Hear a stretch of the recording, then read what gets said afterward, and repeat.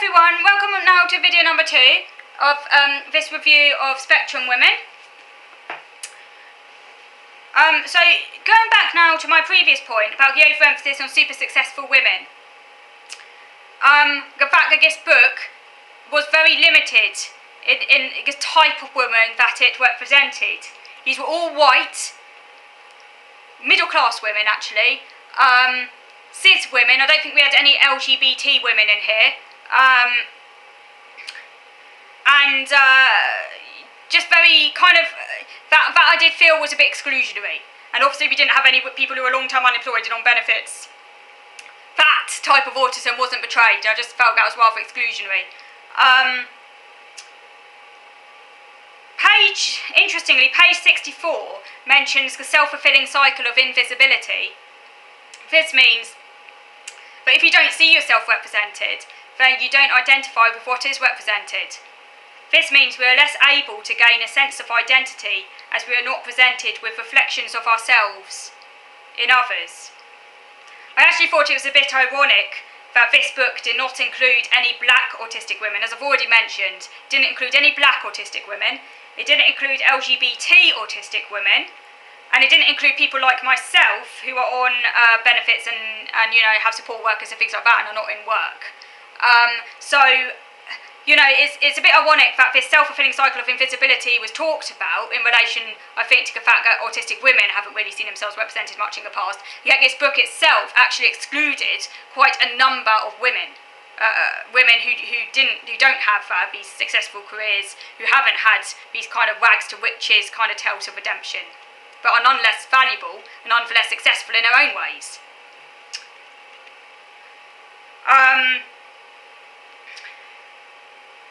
And because, you know, if you don't see yourself represented, you're less able to gain a sense of identity, as you're not presented with reflections of yourselves in others, as this book mentioned. So, but you know, this book, as I say itself, is rather elitist. I did think it was a bit ironic.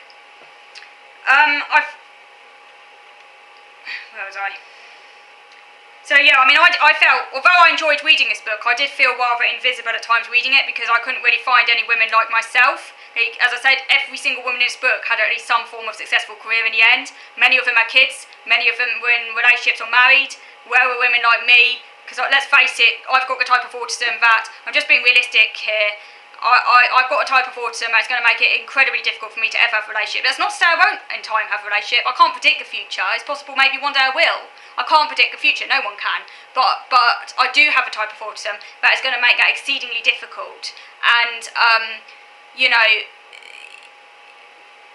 it would have been nice, I think, to read more about single women with autism who just can't have relationships for various reasons. And, you know, yeah, I would have felt more included if I'd read about that.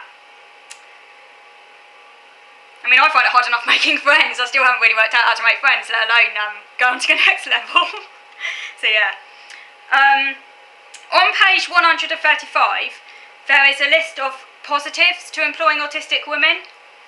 Now, lists like this do make me feel a bit uncomfortable because I'm worried that they could help spawn new stereotypes and generalisations. For example, it is said that autistic women are often very empathetic and may provide support to colleagues. Now, I'm sure some autistic women are very empathetic, and it's indeed a complete stereotype and really harmful to say autistic people in general lack empathy. That's just not true. But I think it's dangerous to kind of create a kind of counter-stereotype that kind of says that we're all really empathetic, when clearly that isn't the case. And for me, I'm just being realistic here. I don't lack empathy, but I do struggle with it.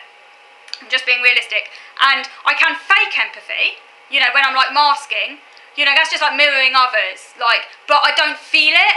And if I'm with someone long enough, because I don't have the innate ability to really get empathy, I will just get irritated, and the likelihood is I won't be very caring. I'm just being realistic here. If, you know, because this is how I'm like. I'm not a very caring, in terms, I could be caring on a practical level. Yeah, don't get me wrong, could be caring on a practical level, but I'm not good at providing emotional support. So this was a really big generalisation. You know, that is a generalisation. It might apply to some, but I don't think they can say it applies to most, necessarily. Particularly with autism, you are going to struggle emotionally anyway, it's just a fact. Also, the so-called evidence that staff with a disability take less sick leave and fewer unplanned absences than non-disabled staff. Now that seems very suspect. I don't know quite where the evidence for this comes from. I've heard it said before, but I would have thought it would be the opposite. I mean, it depends what type of autism they're talking about. Part of the reason I can't work is because if I did have to work, maybe there's some horrendous government that took away my benefits and forced me into work, half the time I wouldn't turn up because of my anxiety levels. You know, my OCD would get triggered, I'll just walk out. Or, you know, that's the thing. So, you know, that seems rather suspect to me, really. And rather elitist, because actually, I mean, it's a fact that most autistic people don't work.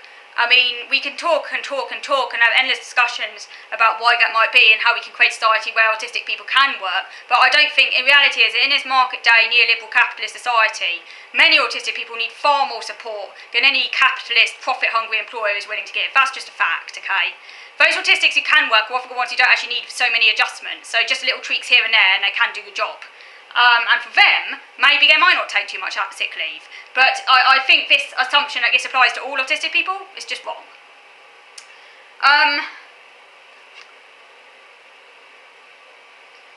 So yeah, I mean, it would only really be the case if you were very fortunate and had an employer who caters to all your needs and might have to spend actually quite a lot of money on you, particularly if you've got really, really high needs like I have. Most employers wouldn't do that. It's just reality, unfortunately, in our society. The idea on page 144 that autism's positive attributes such as hard work, strong work ethic, and coming to work, not socialise, are good for the company's bottom line. Now that sat really badly with me. This narrative colludes with the neoliberal market capitalism. It implies that autistics are only worthy if they have the right type of autism. But many autistics have problems with attention, and not all are quiet workaholics. So for me, yes, if I'm really, really very interested in something, I can be a workaholic. Sometimes working too much for my own good. But the catch here is that I'm in control. I have to be 100% in control. I am not good at taking demands from others. I never have been. That's part of the reason why when I was at school I often didn't do work. If a teacher was trying to get me to do something I didn't want to do, particularly when I was at primary school, I would be daydreaming. I wouldn't be working. But if I'm doing something that I really, really enjoy, particularly if it's something that I've chosen and I'm committed to do, I will be a workaholic. So it's kind of one extreme or the other for me. So, but it's a little bit of a generalisation to say that autistics are all like workaholics. And,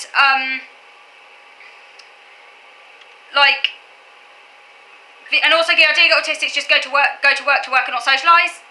Yes, I'm sure that is the case for many, but it's not the case for all, and it all depends again what personality you have. When I was actually at my old voluntary job, I sometimes got chastised in a nice way for actually talking too much and not doing the work.